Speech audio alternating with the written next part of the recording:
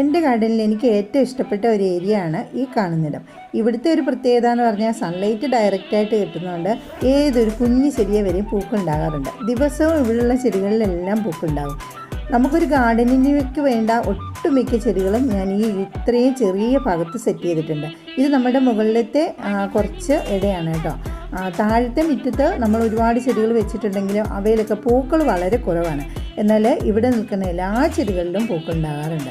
അതുകൊണ്ട് തന്നെ ഇവിടെ ഞാൻ ഒട്ടുമിക്ക ചെടികളും കൊണ്ട് വെച്ചിട്ടുമുണ്ട് പൂ ഉണ്ടാകാൻ വേണ്ടിയിട്ട്. അപ്പോൾ നമ്മുടെ താമരകളും ആമ്പൽ, പിന്നെ അതുപോലെ തന്നെ മുല്ല, പിച്ചി, ചെമ്പരത്തി എന്ന് വേണ്ട ഒട്ടുമിക്ക ചെടികളും ഇവിടെ തന്നെയാണ് നമ്മൾ വെച്ചിരിക്കുന്നത്. അപ്പോൾ ഇതിലെല്ലാം നിറച്ച് പൂക്കൾ കാണുമ്പോൾ ഭയങ്കര സന്തോഷമാണ്. ചെടികൾ പൂക്കാനായിട്ട് എല്ലാത്തിലും പ്രധാനമാണ് സൺലൈറ്റ് എന്ന് പറയുന്നത്. അപ്പോൾ അതുകൊണ്ടാണ് ഇവിടെ ഇത്ര നന്നായിട്ട് പൂ ഉണ്ടാകുന്നത്. അപ്പോൾ ഇവിടെ കുറച്ചുകൂടിയൊക്കെ നന്നായിട്ടൊന്ന് സെറ്റ് ചെയ്യണമെന്ന് കുറേ ദിവസമായിട്ട് വിചാരിക്കുന്നു. ഇത്രയും ദിവസം മഴയായതുകൊണ്ട് നടന്നില്ല. അപ്പോൾ ഇന്ന് നമുക്ക് ചെയ്യാം.